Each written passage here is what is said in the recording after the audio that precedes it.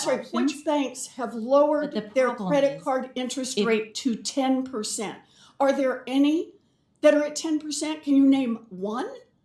I can tell you that there are options today. Can you name they don't have one a cap at bank 8% that has lowered its credit card interest rate as President Trump and no bank wants to cut off credit to people with below 800. Has there been one? Including advocates Has there been one? One? There are options in the marketplace for sure, but so not a single one has followed through on what President Trump told them to do. So President Trump and the big banks, they don't provide the 10% cap on credit cards. Ms. Johnson, how much more have Americans paid in interest on credit cards than they would have paid if the cap the president promised had taken effect? What's the number? So again, I want to go back to what's the number? The rate. So we have not done that calculation. I'll bet you haven't done that calculation, but here's the thing. I have. It's $57 billion in credit card interest rate above 10% that Americans have paid since January 20th. Welcome. During a Senate Banking, Housing, and Urban Affairs Committee hearing on the affordability agenda today, Senator Elizabeth Warren, DMA, harshly grills Ms. Lindsey Johnson. The core of this clash is the deadline President Trump set, demanding credit card companies lower their interest rates to 10%. You just witnessed an absolute PR disaster for the banking industry. $57 billion. That is the price of a broken political promise. And for the next 20 minutes, we are going to dive into every beat of this hearing. I'll show you how Senator Warren sets a flawless logical trap, locks down the representative of America's biggest banks, and exposes the tactic of using populism to profit off struggling families. Grab your popcorn, because this performance is a masterclass in power, deception, and the true cost of inflation. To understand Ms. Lindsey Johnson's dead end at the end of the clip, you have to see how Senator Warren sets the board right from the first minute. She doesn't attack the financial sector directly right away. She uses former President Trump's own words to create an impassable dilemma. Watch this. Thank you, Mr. Chairman. You know, I'm really glad that we are holding a hearing about President Trump's affordability agenda, and I'm glad that my Republican colleagues don't seem to agree with President Trump's claim last week that, quote, affordability is a fake word made up by Democrats. In fact, I want to ask our witnesses about that. So raise your hand if you agree with the president that affordability is a hoax made up by Democrats. I'm giving you time here.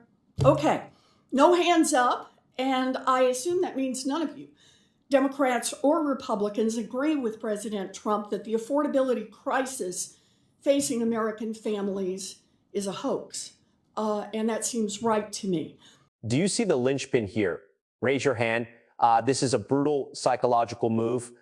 By quoting the affordability as a fake word claim, the senator forces all the witnesses, including the Wall Street rep, into a corner.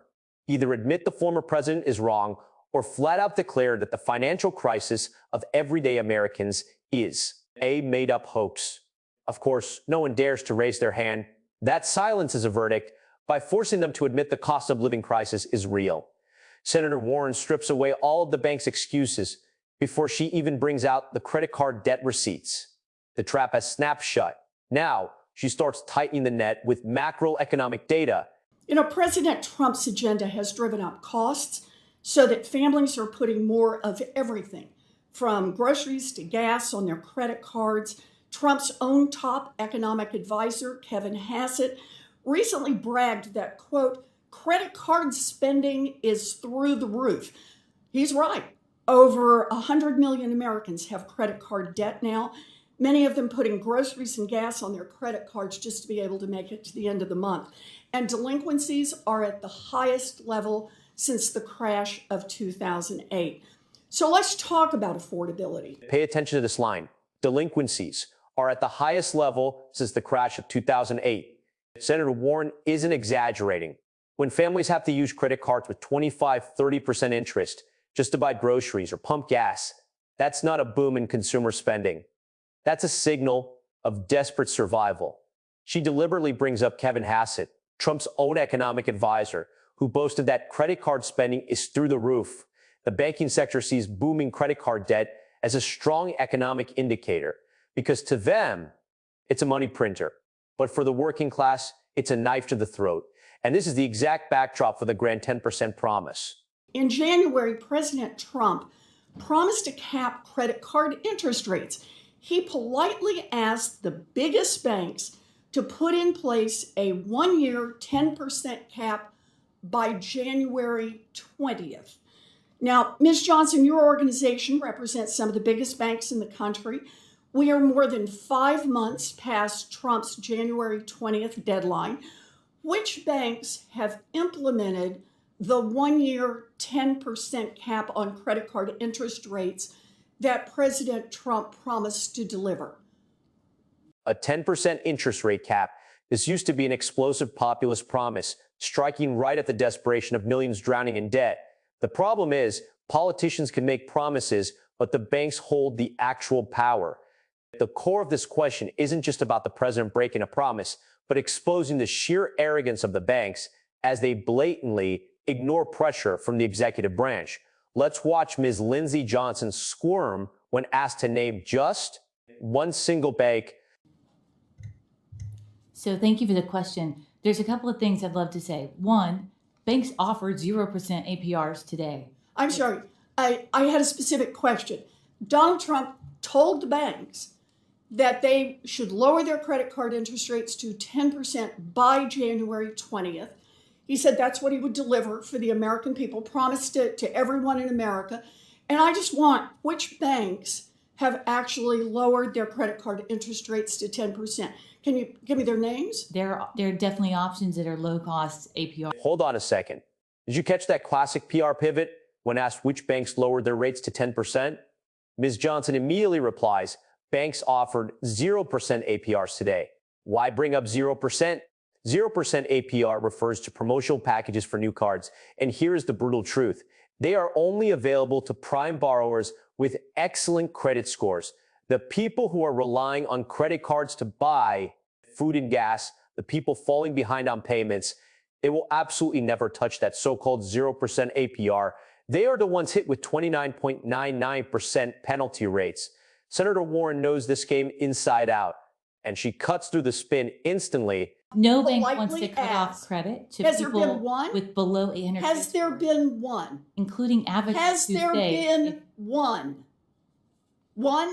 There are options in the marketplace for sure, but so not a single one has followed through on what President Trump told them to do.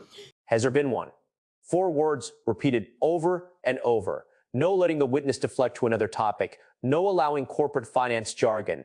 Ms. Johnson's complete inability to name a single bank is the clearest proof. The banking system couldn't care less about political commitments made to the people. And right now, Senator Warren delivers the final blow. So, President Trump and the big banks, they don't provide the 10% cap on credit cards. Ms. Johnson, how much more have Americans paid in interest on credit cards than they would have paid if the cap the president promised had taken effect? What's the number? So again, I want to go back to what's the number? The rate. So we have not done that calculation. I'll bet you haven't done that calculation, but here's the thing. I have. It's $57 billion in credit card interest rate above 10% that Americans have paid since January 20th. By the way, if you just do the math, that's $368 million a day.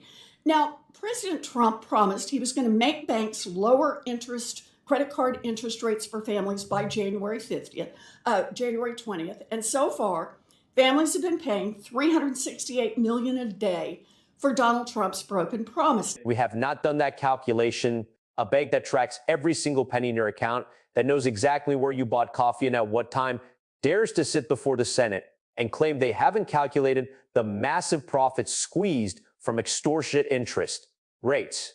They know exactly what it is. The truth is, $368 million every single day is being vacuumed straight from the pockets of the working class into the financial reports of the banks.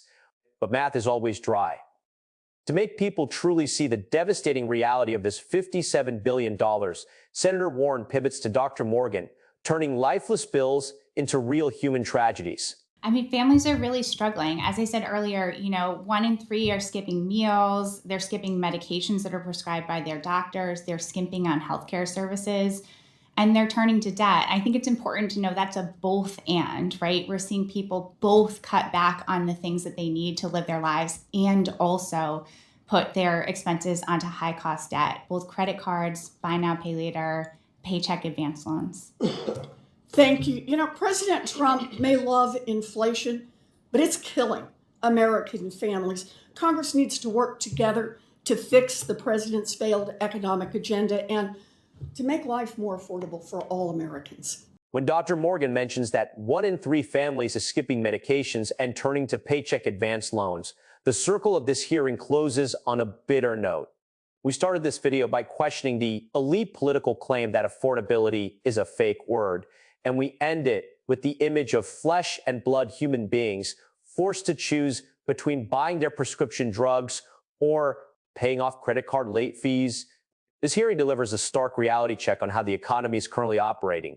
When politicians toss out grandiose promises to win votes and bankers use PR buzzwords to cover up the systemic draining of the working class, the only ones paying the price are the families at the very bottom. $57 billion in just 5 months, $368 million a day. That is not a flaw in the system. That is exactly how the system is designed to work. What do you think of this confrontation?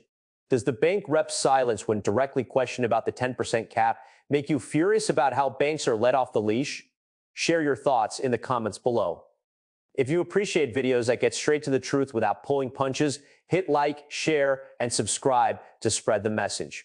The light of transparency is the only weapon we have. See you in the next video.